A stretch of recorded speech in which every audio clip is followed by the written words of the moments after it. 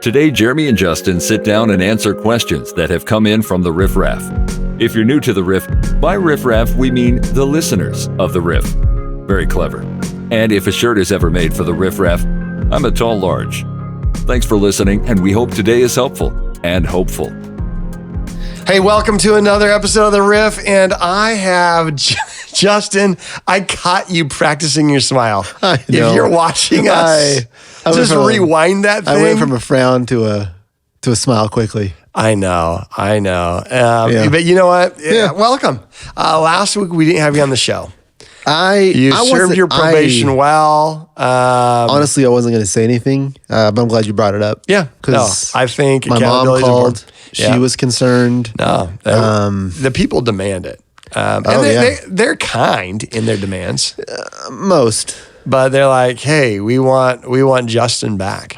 Justin, is it true? Yeah. Is it true when you go out and about on the weekends at one of our campuses, people, there's a growing, I would say, starstruck quality? For sure. I have started carrying a Sharpie with me. Yeah. Just in case. Autograph, maybe. Haven't had to use it yet, but maybe soon. Cap is still tightly on, hasn't come off yet, but that just means I've got a ton of ink in there ready for anyone that might have a iPhone photo. to sign? Oh, I was thinking like a photo of me. Yeah. Yeah, I was thinking like a black and white headshot type of deal. I like it. Yeah. I like it. Yeah. Well, it is good to have you back. And it's good to be so back. now here's the deal. We have questions that come, I don't know that they come racing in, but they come a slow trickle. It's the kind of trickle that like if you're laying down at night and you hear that when you were brushing your teeth, you didn't put the faucet all the way off and it's a little trickle and you're like, it's not a big enough trickle for me to get out of my warm bed right now and go deal with. No. But it's enough of a trickle that you can't fall asleep. And over time is going to be an issue. Yeah. I mean, your water bill, wow. So you're hoping that everyone else fills out something on the share portion of their bill. That's how I would describe our Q&A. I'd say so. We got a couple here. Trickle. So we're going to do that today. Today, it's been a few months since we've done a Q&A. So it's going to be a rapid fire. Yeah. So we started a segment called Take 5. We were just going to take 5 minutes to hit all the questions and then not a lot of questions. And you know what's even more hurtful? No one noticed. I know. That's terrible. But we've had a couple trickle in, so we're going to hit them. All right, let's hit them. I can't wait. Let's hit them. Don't know if it's the cameras or not, but have noticed how handsome both you and Jeremy are. Whoa, Justin, thank you for sending that in. I didn't send that in. That's an anonymous form that came in. Well, you don't need to be anonymous. That is so kind. Yeah. Wow. Appreciate it. Thanks for noticing. Flattered. And it is a filter. It is a filter. And here's the real one that I will say this. What? Can I say this? Yeah, say it. I've had a few different people. So this isn't isolated. Say if I show up at a campus. Okay. They're like, oh. Okay. So when I meet someone and they say, oh, and then it's followed by you're not as tall as I thought you were. I'm like, okay. What did you think? I was 6'7"? What did you think? I mean, I don't know. Like, what are you? 5'4"? 5'5"? It depends on what Taco Bell I'm walking out of. Last time I noticed one, they have the lines there. I'm 5'11" and a half. So it depends on how I wear my hair. 5'11" and a half? Yeah. Are you kidding me? Do you understand? 6 foot right on my high school basketball roster. My family is going crazy right now. Why? Because that's what I say. I'm 5'11" and a half. I'm not 6 foot, but I am 5'11" and a half. I want to stop this episode. We should go back to back right now. Shoes off. Shoes off. No socks. No, I was saying with my shoes, I'm 5'11" and a half. Oh, yeah, without. Yeah, with Leanne's shoes, socks. I'm 6'1".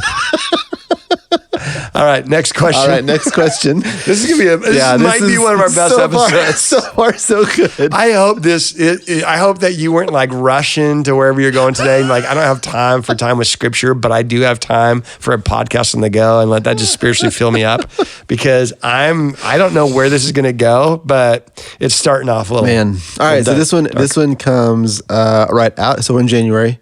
This one comes right out of the Christmas season. Yep. So it tells me, what are the benefits of observing the seasons of the Christian calendar, such as Advent? So we walked through Advent, right? So I think one great response to Advent. Yeah, we had an email list going out. We had some artwork going out. Yeah. A lot of people saying, I want to be a part of it. Hundreds of people took the step to say, hey, I want the Advent information, the emails.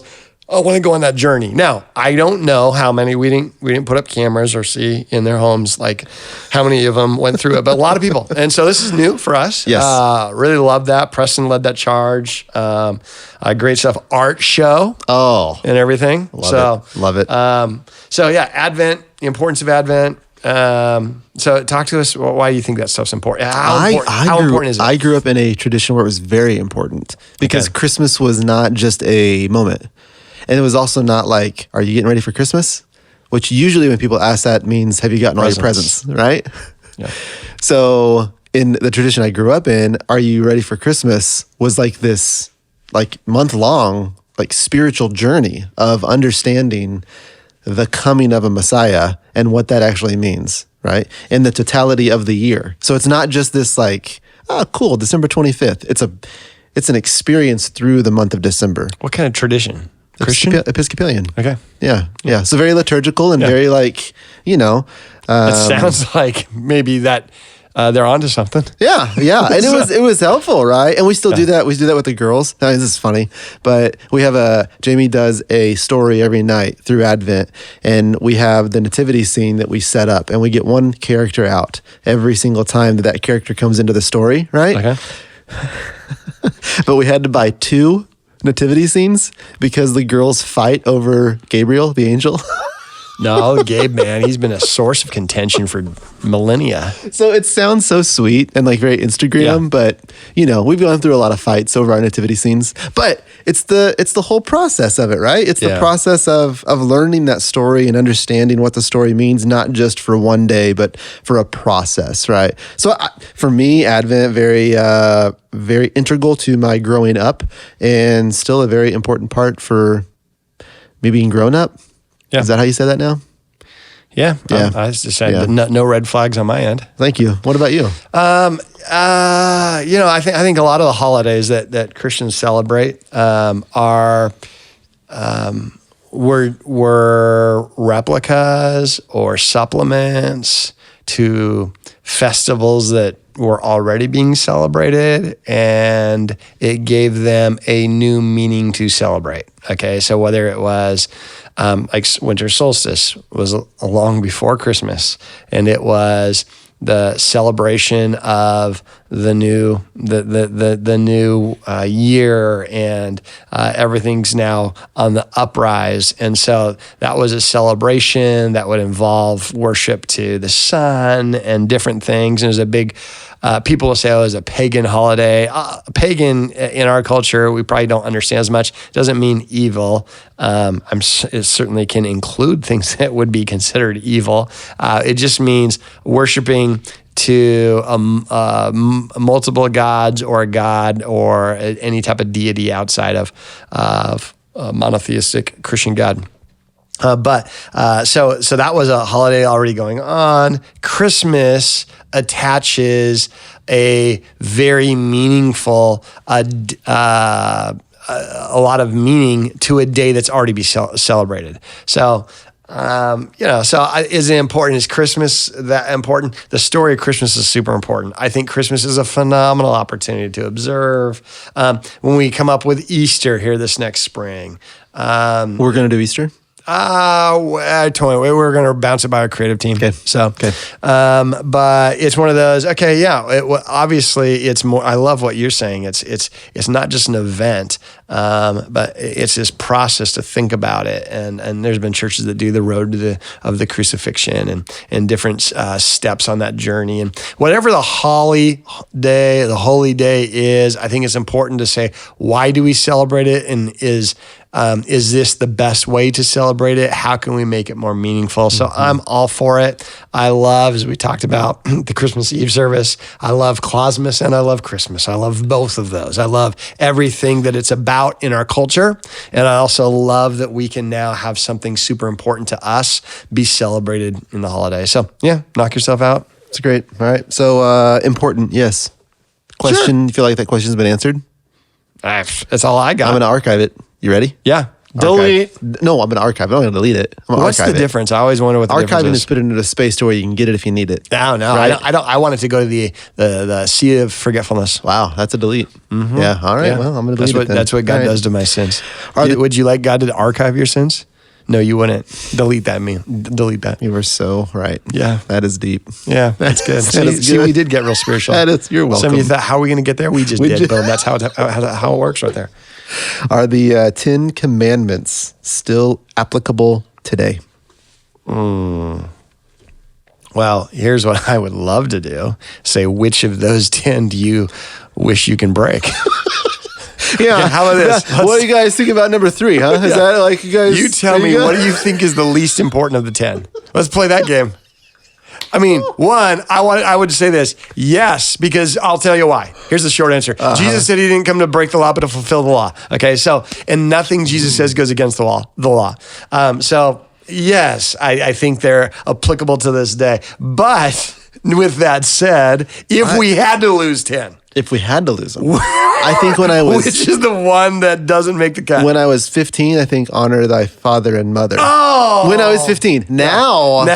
I think that's a super important one. Oh, how the tables have turned. That is a very important one. What about you? I will get in trouble no matter what I say.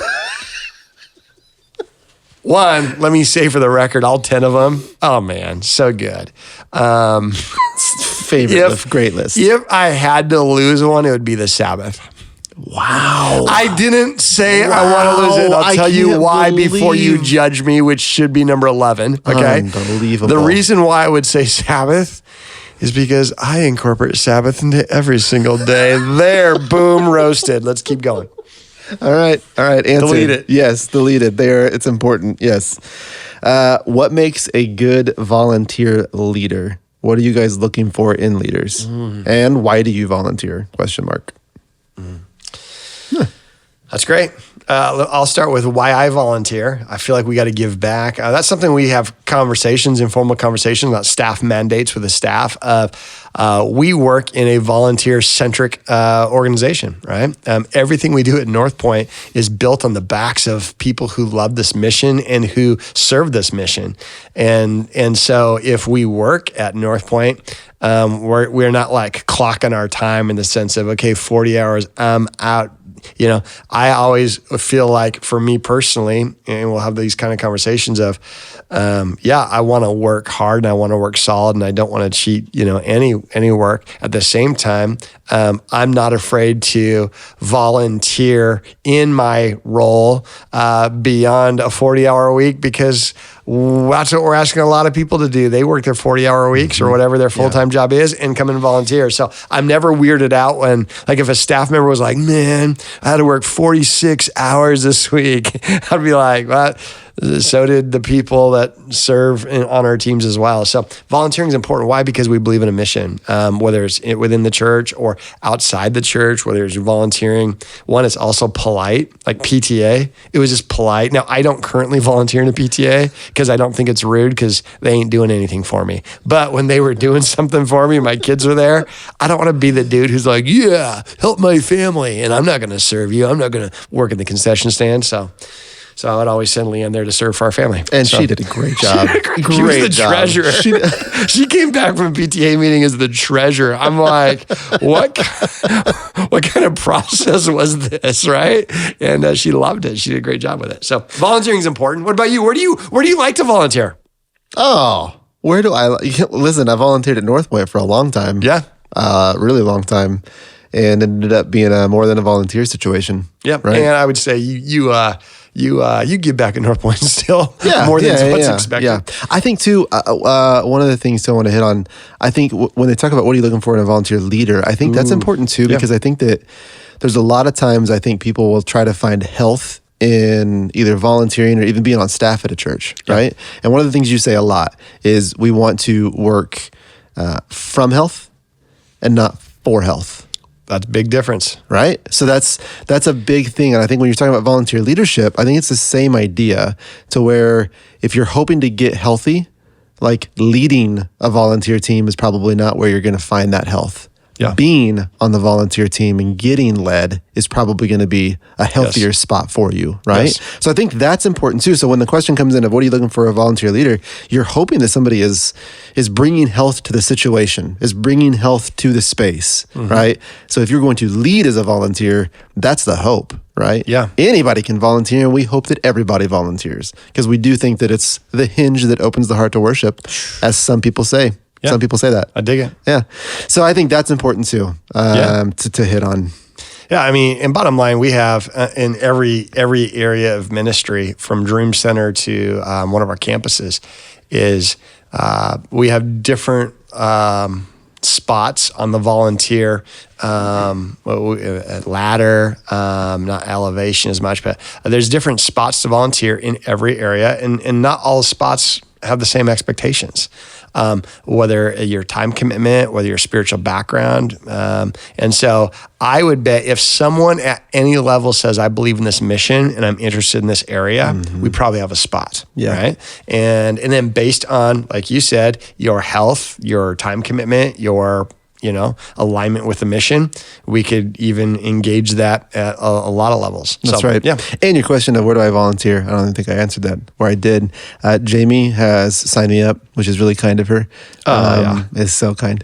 Yeah, Jamie and I were talking about that. That's awesome. Where should she sign you up? So I go to all of the girls' events during school hours, like Christmas parties. And all that stuff, right? But here's the deal. Are you the Fisker scissors collector? No, I'm not even. So I'm the only dad there. So it's me and like 10 moms. Okay. Yeah. So it's already weird and awkward. So I usually stand in the corner. For them. I usually stand. First, yes. So I usually stand in the corner, right? That's probably where the awkwardness comes in. Well, I try to wear long sleeves because I don't want anybody being like, who's the tattooed guy? And he's the only male here. And then I give him, hey, can I help in any way? And then they're usually like, no, you're good. Okay, cool. So then you become security. So then I sit in the corner, not even sit, just stand there. And then I'll be in the way of like something and they'll be like, can you move? I'm like, yeah, so sorry. So that's about an hour or so of my day on that. I did that last week. Yeah, it was awesome. It was really, I think I brought a lot to the table. And I think they were very thankful I was there. The girls loved it, but I think the school as a whole. Girls like yours? Yes. My two. Okay. Yeah, my two children loved it.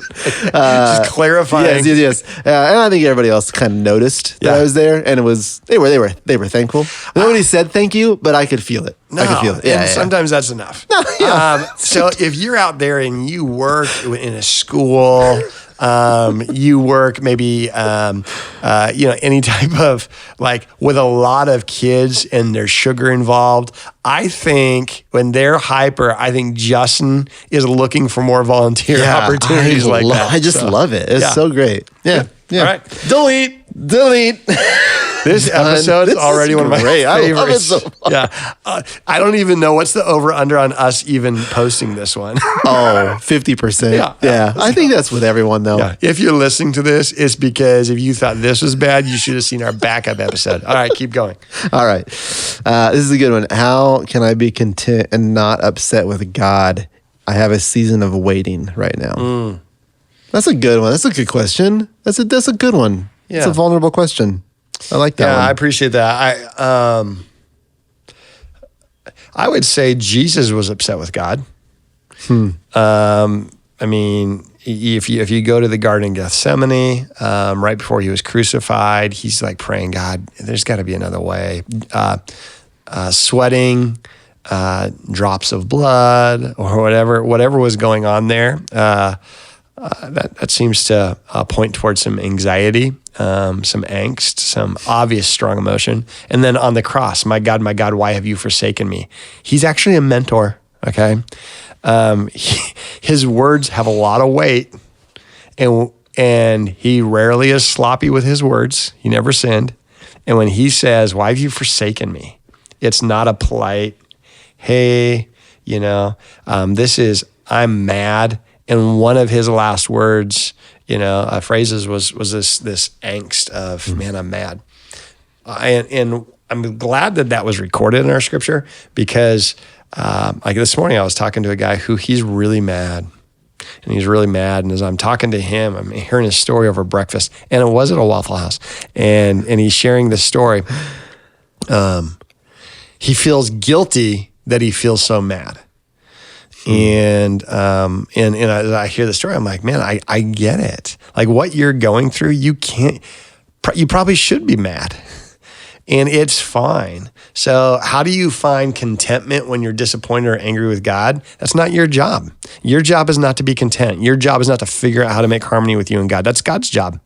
Your job is to be open and obedient when he puts something on your heart, if he reveals himself to you. If you start seeing or have an opportunity to see a different perspective, be open to it. But be discontent, be angsty. That's fine. I don't know. I love that answer. Yeah. I feel like that's something, I think a lot of people, we hear a lot of those stories, specifically at North Point, of I'm mad at God and I don't feel like I can be.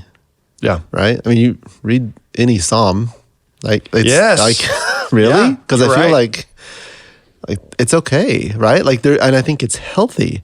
I also think that there's an aspect to it that I practice that I'm like, I just understand the things that I can't control, right? Yeah. And it really is an open hand approach. Like, I don't think if you have a closed hand approach to this whole thing that you call spirituality, I think it's going to be very anxiety driven. I think it's going to be very fearful driven. I think it's going to be very upsetting. And not in a way of like upsetting, like, I don't know. But it's like this almost, I can't control this. It's like, I don't think you're meant to, right? Yeah. So I think, I love that answer. I love that answer. For sure. I also think there's a difference between rebellion and pain. And so sometimes people are like, I want to do my own thing and I'm mad that it's not working out. Yeah. That's rebellion. I want to be in control. And so it's fine to evaluate that because we'll all go through seasons of rebellion. But pain is, I feel absolutely forsaken, let down, ripped off, jobbed, right? That's not rebellion. So you shouldn't feel bad about it. That's pain. And your job isn't to resolve the pain between you and God. That's his job. And he's good at it, but it doesn't mean, and if you're listening and you're like, man, I don't think anyone should ever be angry at God. I think it's fair to just acknowledge from your perspective, maybe you haven't had to. But most of us go through seasons where we have to think like that. And so you don't need to give him the benefit of the doubt. His job is to just speak to us, and he's pretty good. He will. It's great. Good. I'm going to archive that one. I want to delete that one. Yeah? I'm going to archive that one. That's a good one. Ooh. I like that one. Okay, archive it. Yeah, right. I don't archive it. I'll archive it. I feel bad for the people who sent in the deleted ones. Nah, no. I'm not really deleted. I told you to delete them, but I can't. Bad. I can't make it. I had to archive those two. All right. This one's a behind the curtain question. Ooh. All right. What's your process when writing a sermon? That's an Is that to you or to me? That's to you. That's to you. Okay. Even though I do write all of your sermons. Yeah. And that's you the never answer. say anything. I read them though. Yep. Through the teleprompter. Great question. So it starts for me by typically by the end of October, I have my series laid out for the rest of the next year. Yep. And so I present that. We keep that on file of, hey, here are the series I want to do. And I think that throughout the year. It's not like I have a day of the year that I'm like, okay, let me create the series for this next year. But I'm always collecting, thinking, making notes about that. But then by the end of October, I'll present, hey, here are the series. A lot of times the series will be like, hey, here are some topics I want to hit in the series. Sometimes the series itself is a topic. I present that. And then what we do is we do a quarterly creative meetings, and we'll usually do that 2 months before the first series we discuss. And then we have a whole team of people. We try and have different types of voices, different types of perspectives in that. Clearly our creative team joins us. And then I start it by saying, hey, here's what I'm looking for in this series. And here's what I want to accomplish. So I'm not saying, what do you guys think I should talk about?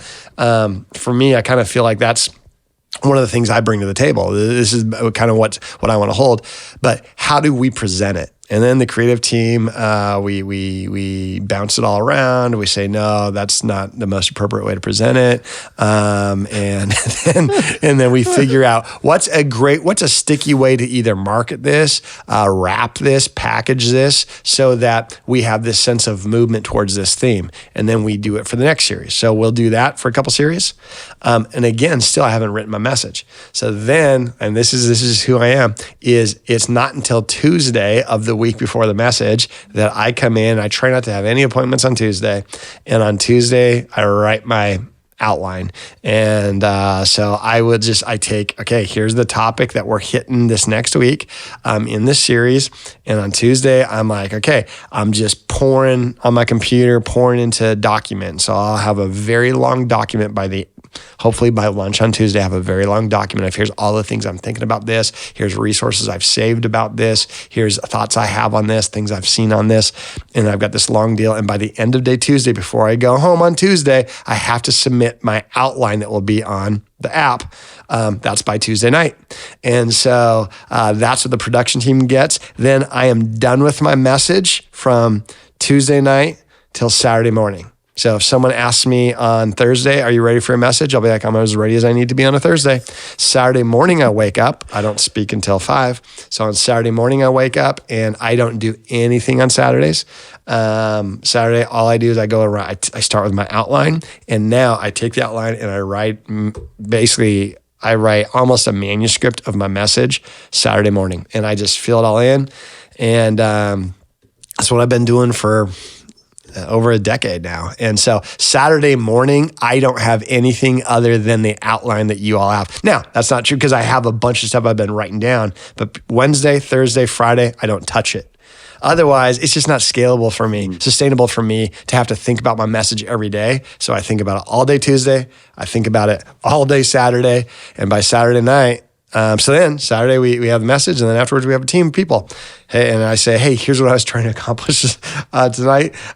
Here's what I really wanted to leave people with. Okay, here's where I think I did it. Here's where I don't think I did it. Make it better, because we're going to do this all over again a few times tomorrow. So that's how I write a message. Look at that. Yeah. It explains a lot now whenever I call you on Saturday mornings and I just want to talk college football. Voicemail. Why it always goes to voicemail. Yep. Always. Yeah. And you never pick up. Yeah. And I've taken that personal for years now. No, it makes sense. And part of it is personal, right? Yeah, no. So no, it's helpful. I don't do a lot of brunches on Saturdays. So, and I love college football. I haven't gone to a Missouri State game. I did it one time my first fall I was here 11 years ago. And I'm like, and honestly, give back events those days. And I just had to figure it out, and make it work because that's an important thing. But those are the days I freak out the most. Like, I am just so get anxious because I'm like, this is against my rhythm. So just got a rhythm. Wow. That's what I do. All right. I'm going to swipe and delete this one. Delete that. Get rid of that. That's got it. Thank you. This is the last one we got. Okay. This is the last one. And it's right on time. Look at that. Yeah. This is we're like an accordion. We'll fill the time based on how many questions we got. Practical methods and practices to help me read the Bible? ? Yes. All right. Well, Are you a thanks. yes or a no on that? Yes, I think so. I think so. Yeah, you want some. I think you want some. Yeah. Let me tell you one I don't recommend. How about we start with that one? Okay. Genesis 1:1 to Revelation 22. For me, I've tried that a lot, and I've read Genesis a lot more than I've read Revelation, to be honest with you. I think that's a great way to read it once, twice, but some people they're like, okay, Genesis, cool, it's got a lot of narrative. Exodus, that's a lot of narrative, okay? They get to Leviticus, done. Yeah. Okay? And now they feel guilty. They started a really good thing and they feel guilty. Yeah, but the good thing is they jump to Judges. Yeah. So, yeah. Kill, eat, destroy. I do feel like it's good if you know what you're doing to say, hey, I want to read all of this. I want to read a book at its setting. I want to cram the Bible. Okay. it's helpful, but we need to know it wasn't written in that order. There's nothing special about that order. So I feel like it depends on what you're wanting out of it. Are you wanting to grow in your faith? I would say the best thing you can do is not grow into a knowledge of what was important for a million people as they traveled through a desert and tried to stay alive, and what things when they saw along the road it was healthy to eat and what wasn't healthy to eat. I mean, that might be fascinating, but that's probably not what you need. So maybe for you, it's, I need to know the life of Jesus. Who was Jesus? What did he talk about? What does he expect? I'd start with John. I'd start with, Luke. Start with one of the Gospels. If you're like, hey, I have a relationship with Jesus. I just want to know some good principles of how now to live. That's what Paul addresses to a bunch of Christians, right? I'd start with his letters. I'd go to a cool book study. I'd go to a Bible app and then come up with a topical book study, and it'll assign you passages. So I think you got to figure out, what do I want to do? And now use the resources right now, media, the Bible app, any type of good book based on what you're trying to get out of it. What about you? You got anything, tips, tricks? I've brought it up multiple times. My go-to is Bema. Yeah. BEMA. It has been the best tool for me to understand the connection between Old Testament Jewish scripture with New Testament Christian scripture, right? Like it's been the most helpful thing, because he always takes whatever Jesus is saying, and his whole thing is like, where's the answer? It's probably in the text. Because Jesus is doing something, right? He's doing something with words, and the words that he's using are going to be found in the Jewish scriptures. Like it's going to be. Like, he's talking to a bunch of Jews. Most of the time, he's playing with everything that they know, right? So it just helps, and it gives context then to the Old Testament for me that I never had. It gives context to then what he's saying. It's just been such a helpful tool. Yeah. Yeah. Okay, on that note, Talk to us. Rumor is true. So Marty Solomon is the guy that runs all things Bema. He's going to be on the Riff.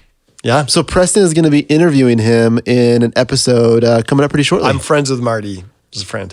Yes. Yeah, I'm friends with Marty's friend. No, Preston. Me too, man. Me and Marty, his friend, are also very close. I've gone to Casper's with Marty's friend. No. Mm-hmm. Are you serious? Yeah, me and Preston have done that. Yeah, me. So that's coming up in a couple weeks. Yes. Excited about that. I'm so excited about that. Yeah, so he's got a great brain. Great brain. Yeah. So yeah, I think that's a great Rank method. my brain. Rank your brain? Yeah, you just said he's got a great brain. Would you say good? Would you say growing? Would you say... You're for sure growing. Okay. I see a lot of growth in you. I do. I'll take it. And that's where I'll stop. Yeah. No, that's good. Hey, thank you for being with us. Another episode there. Hey, if you do have questions though, like for real, like we do talk about on the Riff, like, hey, we want to talk about things that are important. Send some things in, and sometimes they become an episode, and sometimes they might not become an episode, but they make it to a list, and we'll hit them all. This guy right here at the end of this. I don't know how you're listening to this or watching it. Somewhere is going to be a clickable link that you can ask a question on the show notes. What if you wanted an email question? I don't really want you to. Yeah. Email it. You can email me, Justin G. at northpointchurch.tv. Yeah. And you could ask questions about the Riff. You could ask questions about volunteering for your organization. You could ask questions. Honestly, I'm up for any kind of question. Justin G at northpointchurch.tv. Yeah. And if I don't want to answer, I won't. I love that. See how I did that? Yeah. That's how I treat you on Saturday mornings when you call. All right. Hey, have a great week. We'll talk to you later. Bye. Thanks for listening to this episode of The Riff. We'll have a brand new episode every week, wherever you find podcasts.